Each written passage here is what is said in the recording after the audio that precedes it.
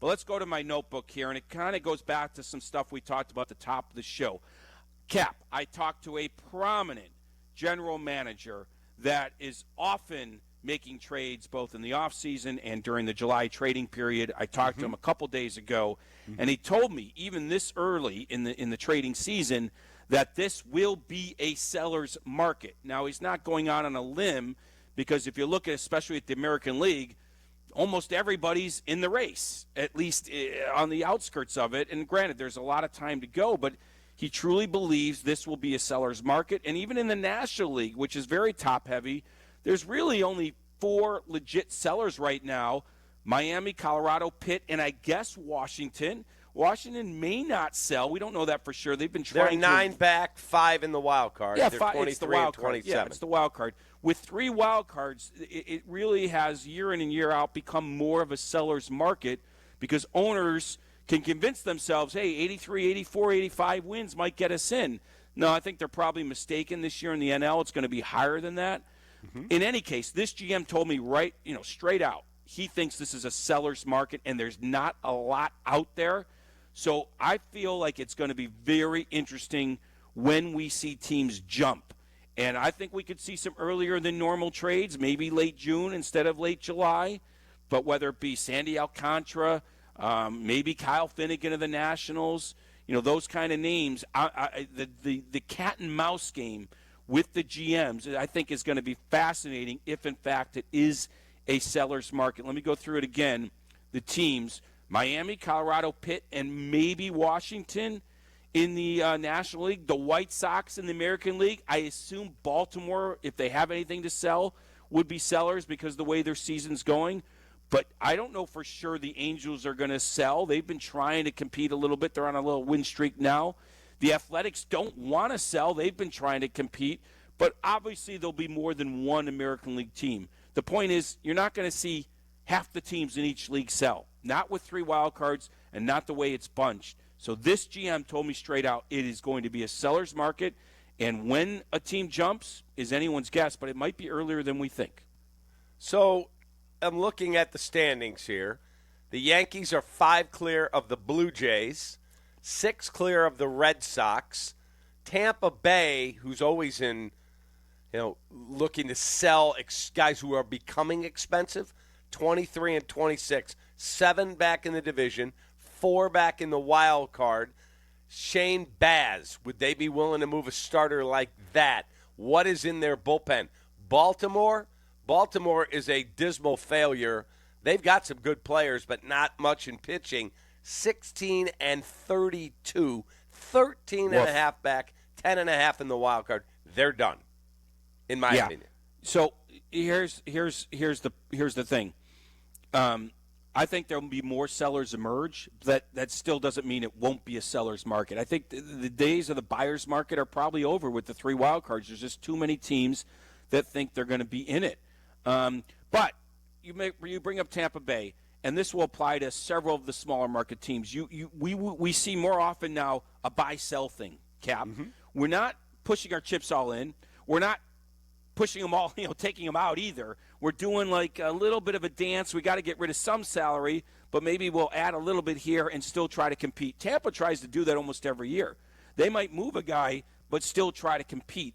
And if 85 wins, 86 2 years ago got the Diamondbacks in the World Series. If it can be 85 or 86, you're going to see a lot of teams hang around. Now, in the National League last year, it was like 88, 89 wins got you in. And I think it's going to be similar this year. So some GMs are going to have to make some tough decisions late in July. But I think more and more owners want, if they think they can get to 85 or 86, they want to hang around. And so this seller's market is going to be very interesting this year in particular. Kansas City's 5 back in the division because Detroit's playing just tremendously good baseball. Kansas City has almost an even run differential, whereas Detroit at the top is plus 78 in their division. Kansas City's just plus 4. They're tied with Cleveland, Minnesota, and KC at 5 games off the pace. Kansas City's not in a sell mode at all, are they? No way. No, they're in a win mode.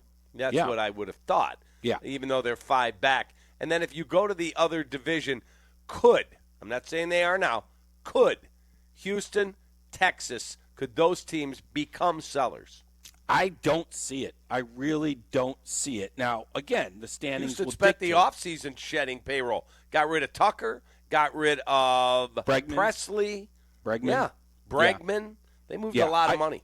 It is, but they're right in the hunt. I mean, remember, it's not as much, forget about the division. It's about the wild card. And all these teams are in the hunt. I mean, the Angels are 24-25. Now, again, I don't expect the Angels to be in it, but the standings will dictate. I mean, Houston and Texas are veteran teams.